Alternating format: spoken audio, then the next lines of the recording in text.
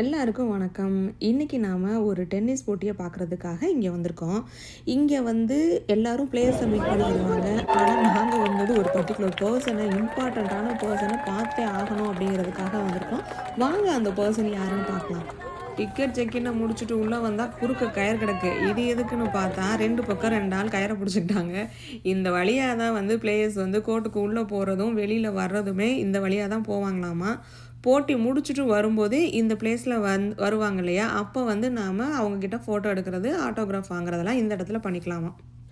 ஒவ்வொரு வருஷமும் ஆகஸ்ட் மாதத்தில் இந்த டென்னிஸ் நடக்குது. ஒரு வாரத்துக்கு இந்த ஏரியாவே ஏதோ திருவிழா கோலம் தான் பார்த்துக்கோங்க.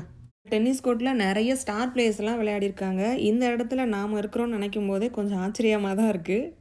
ஊரே உட்காந்து மேட்சை பார்த்துக்கிட்டு இருந்துச்சுங்க. நானும் மேட்சை தான் பார்த்தேன். திடீர்னு என் கண்ணில் இந்த கேமராமேன் தான் பட்டாங்க. நீங்களே பாருங்களேன்.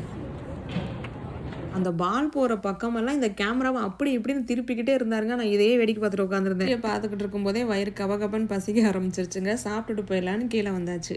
இன்றைக்கி என் சின்ன பையன் இந்த போட்டியை பார்க்குறதுக்கு வந்ததே காரணம், இங்கே இருக்கிற ஒரு பிளேயர் அவனோட ஃபேவரட் பிளேயரு, அவர்கிட்ட ஆட்டோகிராஃப் வாங்கணும்னு சொல்லி வந்தான்.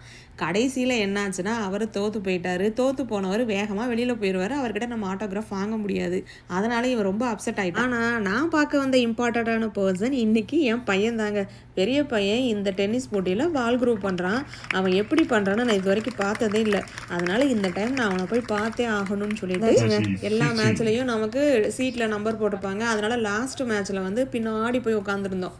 என் பையன் இருக்கிற மேட்ச்சில் ஃபஸ்ட்டு ரோவில் போய் உட்காந்து பார்க்கலான்னு சொல்லி உட்காந்து பல்லெல்லாம் கூச ஆரம்பிச்சிருச்சுங்க. நான் போய் பின்னாடி உட்காரேன்னு சொல்லிட்டு பின்னாடி போய் உட்காந்தாச்சு. அங்கே போர் அடிக்கும்போது எப்படி கேமராவை பார்த்துட்டு இருந்தானோ, இங்கே போர் அடிக்கும்போது எனக்கு முன்னாடி ஒரு நாய்க்குட்டி உட்காந்துருக்குங்க.